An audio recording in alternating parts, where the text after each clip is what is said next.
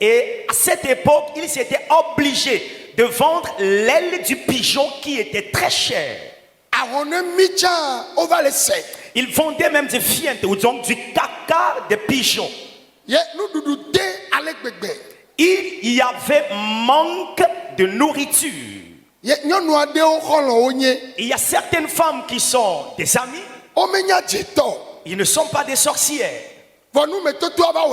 Mais la situation a fait que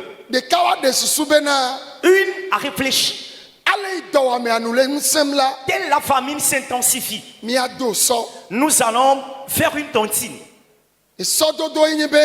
Cette tontine dont on parle ici, c'est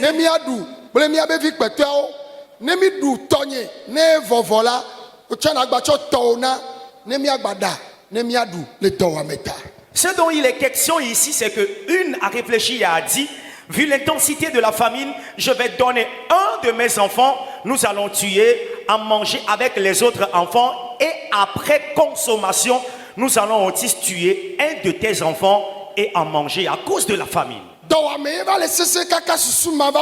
Et c'est la famine qui était si dosée, qui poussait à réfléchir ainsi.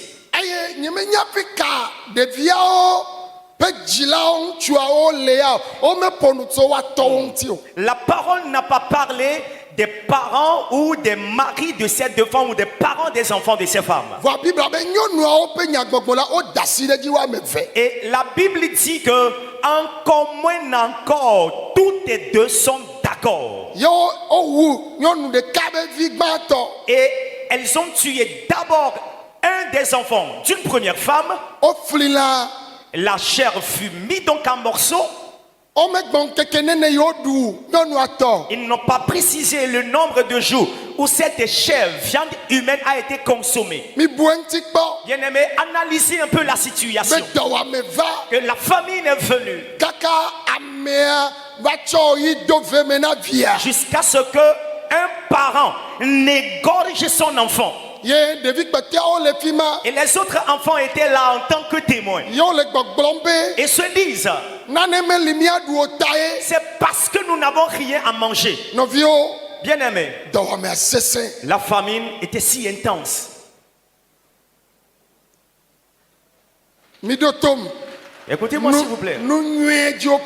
Ouais, on acclame toujours pour de bonnes choses. La famine était si intense.